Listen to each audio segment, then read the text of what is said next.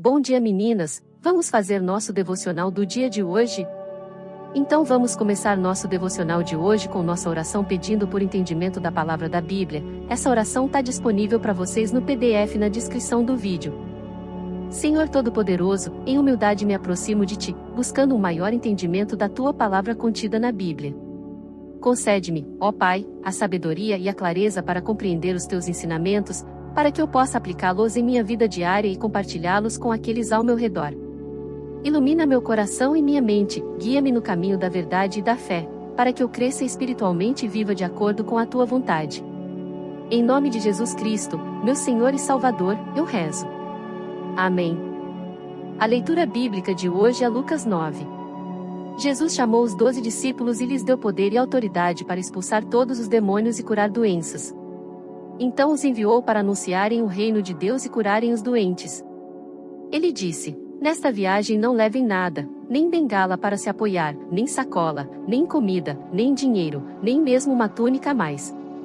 Quando vocês entrarem numa cidade, fiquem na casa em que forem recebidos até irem embora daquele lugar. Mas, se forem mal recebidos, saiam logo daquela cidade. E na saída sacudam o pó das suas sandálias, como sinal de protesto contra aquela gente. Os discípulos então saíram de viagem e andaram por todos os povoados, anunciando o evangelho e curando doentes por toda parte. Herodes, o governador da Galileia, ouviu falar de tudo o que estava acontecendo e ficou sem saber o que pensar. Pois alguns diziam que João Batista tinha sido ressuscitado, outros diziam que Elias tinha aparecido, e outros ainda que um dos antigos profetas havia ressuscitado.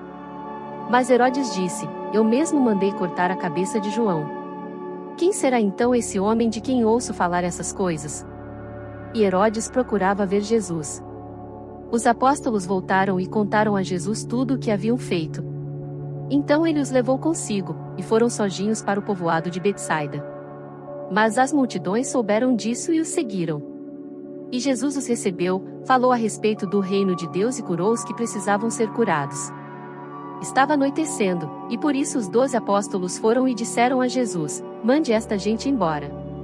Eles podem ir aos povoados e sítios que ficam por perto daqui e lá encontrarão o que comer e onde ficar, pois este lugar é deserto. Mas Jesus respondeu: deem vocês mesmos comida a eles. Os discípulos disseram: só temos 5 pães e 2 peixes. O Senhor quer que a gente vá comprar comida para toda esta multidão? Estavam ali mais ou menos 5.000 homens. Jesus ordenou aos seus discípulos: mandem o povo sentar-se em grupos de mais ou menos 50 pessoas. Os discípulos obedeceram e mandaram que todos se sentassem. Aí Jesus pegou os 5 pães e os 2 peixes, olhou para o céu e deu graças a Deus por eles.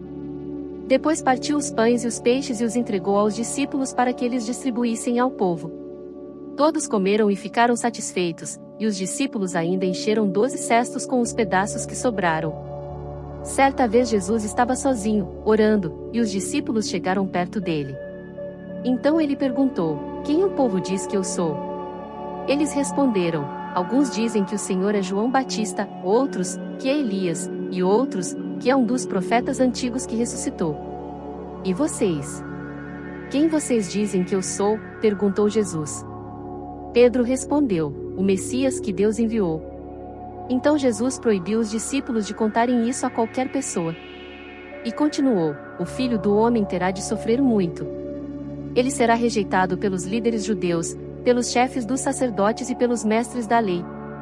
Será morto e, no terceiro dia, será ressuscitado. Depois disse a todos: se alguém quer ser meu seguidor, que esqueça os seus próprios interesses, esteja pronto cada dia para morrer como eu vou morrer e me acompanhe. Pois quem põe os seus próprios interesses em primeiro lugar nunca terá a vida verdadeira, mas quem esquece a si mesmo por minha causa terá a vida verdadeira. O que adianta alguém ganhar o mundo inteiro, mas perder a vida verdadeira e ser destruído?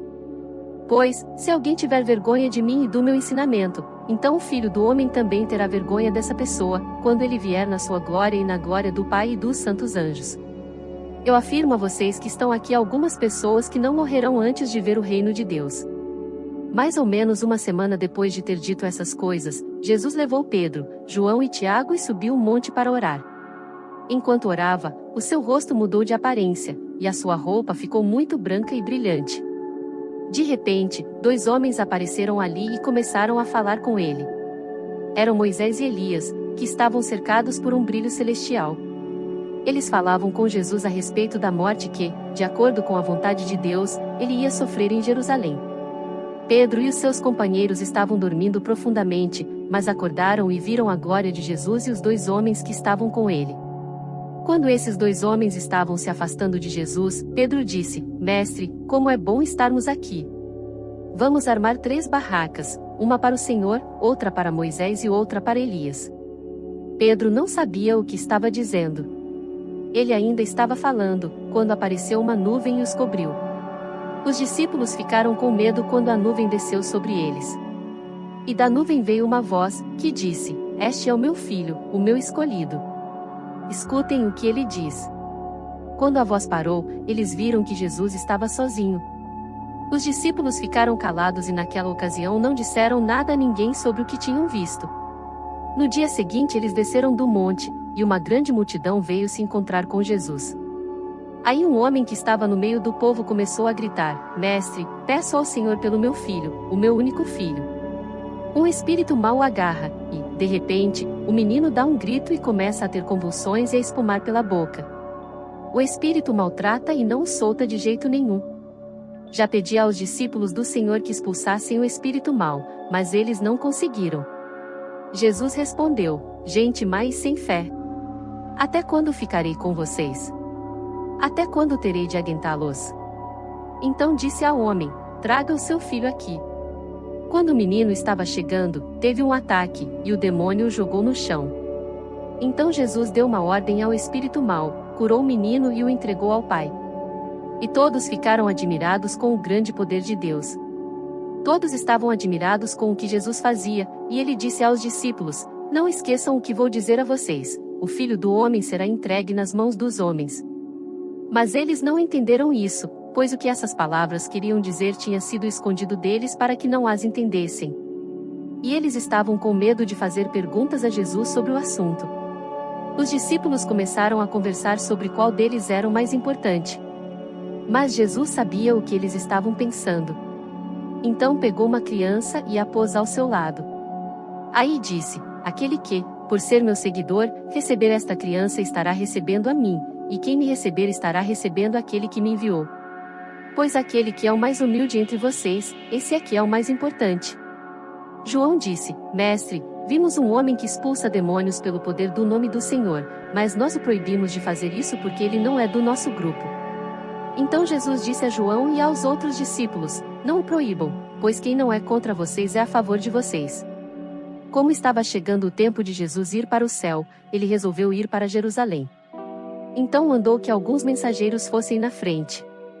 No caminho eles entraram em um povoado da região de Samaria a fim de prepararem um lugar para ele. Mas os moradores dali não quiseram receber Jesus porque viram que ele estava indo para Jerusalém. Quando seus discípulos Tiago e João viram isso, disseram: O Senhor quer que a gente mande descer fogo do céu para acabar com estas pessoas. Porém Jesus, virando-se para eles, os repreendeu. Então ele e os seus discípulos foram para outro povoado.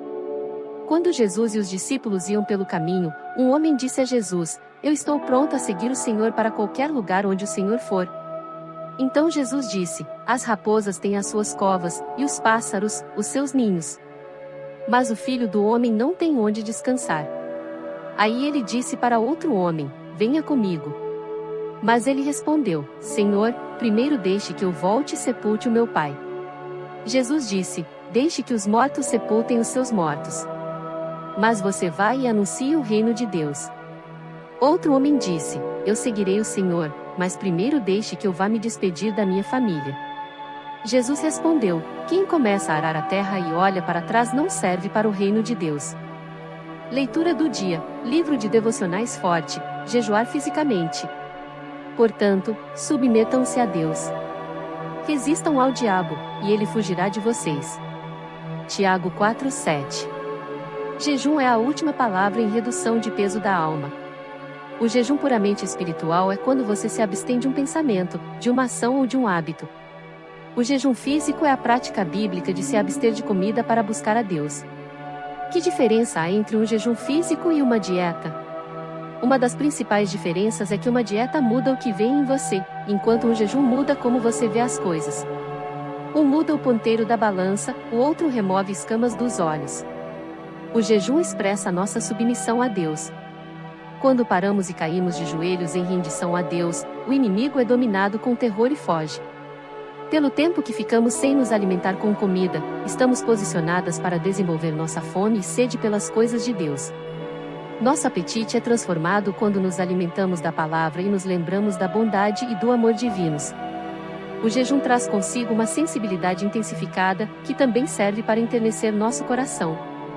Se esta for sua primeira vez jejuando, comece com algo simples e saudável, como o jejum de comidas não saudáveis, como farinha branca e açúcar refinado. Você pode ler na internet algo chamado de jejum de Daniel. Ou, talvez, seu jejum signifique pular o almoço. Se você pretende fazer jejum que permita apenas água e tem problemas médicos ou faz uso de medicamentos, consulte um médico primeiro. Jejuar é negar sua carne. Será desconfortável fisicamente. Espiritualmente, porém, será um momento de celebração, festa e alegria. Ao honrar o Rei, ele a honrará com sua presença. Jejum é um privilégio sagrado, não um castigo. Em seguida, perceba que essa é, de fato, uma questão de vida ou morte. Você está levando a escravidão à morte. Não há sentido em abster-se de comida quando você não se entrega a Deus. Reúna tudo o que você precisa com antecedência, a fim de poder apenas descansar durante o jejum.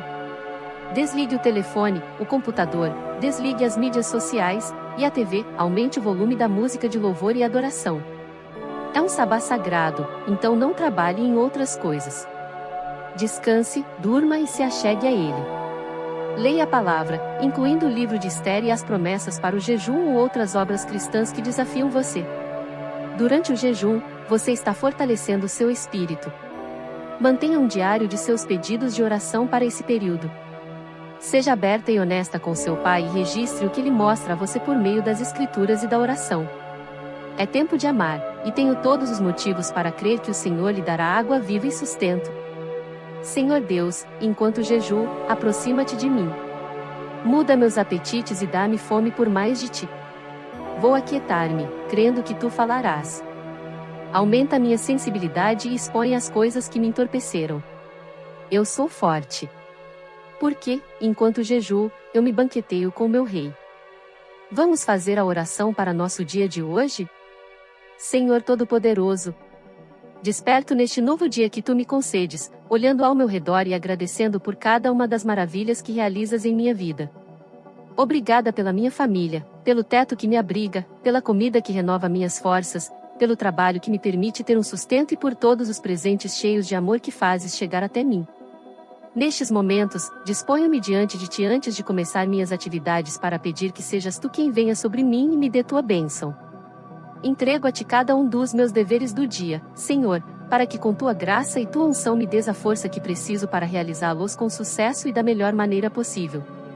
Também entrego a ti, Senhor incomparável, todos os meus planos e projetos em tuas santas mãos, pois sei que todos aqueles que confiam e creem em tua palavra nunca serão defraudados, pois tu és o dono de nossa confiança, e meu coração está contigo, Deus de amor, meu adorado Pai. Tu és o centro e rei de minha vida, o único caminho e a única verdade, e é por isso que hoje estou decidida a deixar-me conduzir por tua benevolência.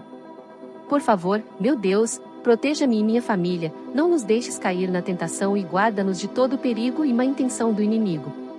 Quero entregar-te também a minha família e todas as pessoas que amo, por favor, bendize-as e guia seu caminho, meu Senhor. Tu és nosso único Deus, nosso Senhor, e quero pedir-te que sejas tu quem nos permita avançar por teu caminho de luz, amor e felicidade, para que teus laços de unidade unam minha família e nos conduzam pelo caminho correto.